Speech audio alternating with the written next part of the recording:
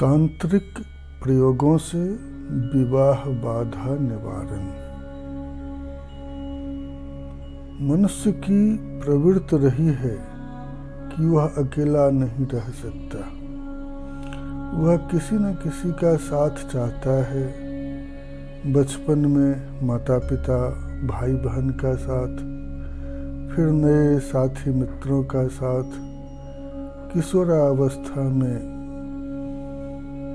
प्रेम के प्रति रुझान, युवा अवस्था आते ही वह एक ऐसी साथी की तलाश शुरू करता है जो जीवन भर उसका साथ निभा सके। इधर युवा अवस्था शुरू होते ही माता पिता भी विवाह के लिए सोचना आरंभ कर देते हैं एवं सीधे लड़के या लड़की की कुंडली लेकर ज्योतिष के पास पहुंचते हैं। विवाह का समय है जब दो अपरिचित युगल दाम्पत्य सूत्र में बंधकर एक नए जीवन का प्रारंभ करते हैं। विवाह कब होगा, इस विषय में विशेष करके ज्यादातर लोगों का यही प्रश्न रहता है कि विवाह कब होगा। कुंडली में कई बार बहुत तरह का बाधा होने के कारण विवाह में बाधा अड़चन आ जाता है। तो इस पर विचार एवं इसका समाधान हमारे मनुष्यों ने प्राचीन काल में ही कर लिया था।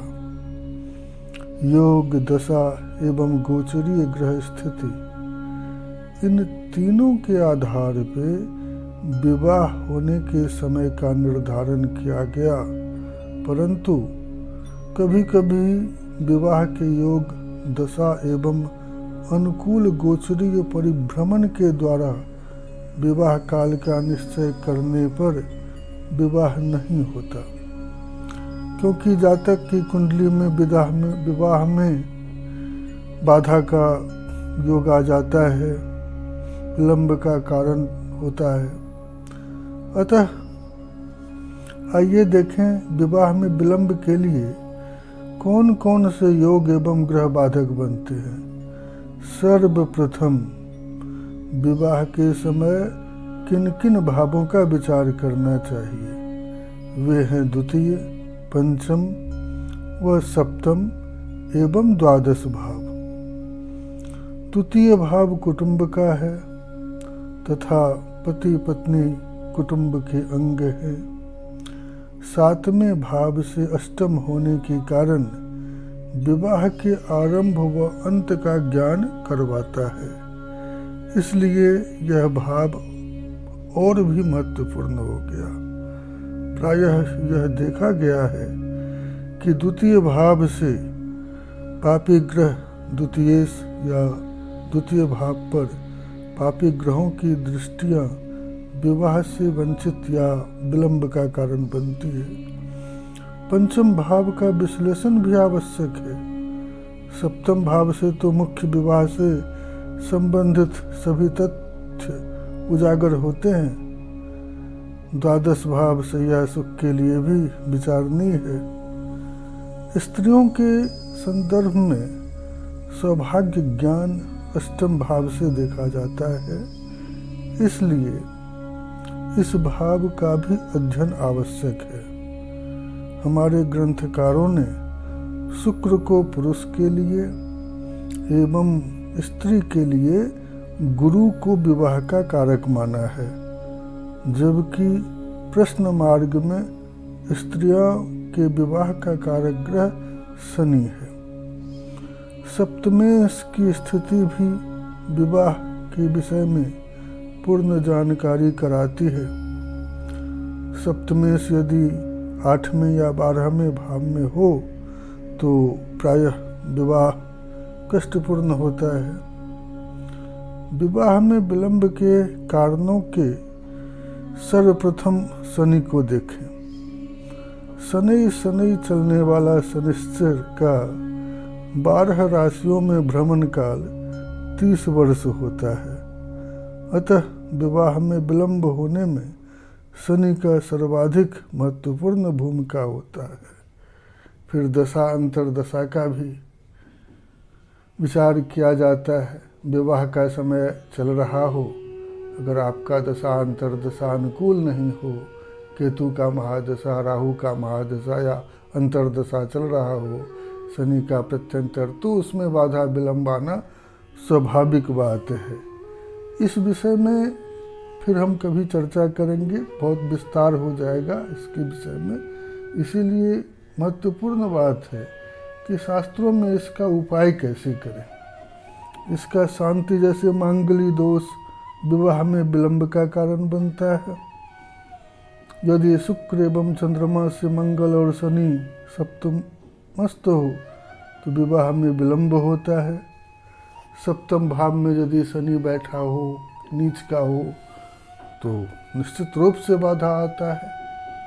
राहु यदि सप्तम भाव में बैठा हो तो विवाह पश्चात विच्छेद का भय रहता है। राहु अलगाववादी ग्रह है। जितने भी हमने देखा है अपने 30 साल के अनुभव में कि जितने भी विच्छेद, डिवोर्स, तलाक होते हैं, ड्यू टू राहु के कारण होता है। राहु अलगाव करा देता है, विच्छेद करा देता है। तो इन सब दोषों को, कुंडली में तो बहुत तरह के दोष होते हैं, इन सब दोषों का उपाय के लिए शास्त्र में इसका प्रयोग भी बताया गया है, जो कि उसमें बहुत तरह का प्रयोग है। विवाह की उम्र आने से पूर्व ही ज्योतिषीय परामर्श के आधार पर विवाह बाधा निवारण के लिए किया गया प्रयास भावी समस्याओं से मुक्ति में सहायक होता है।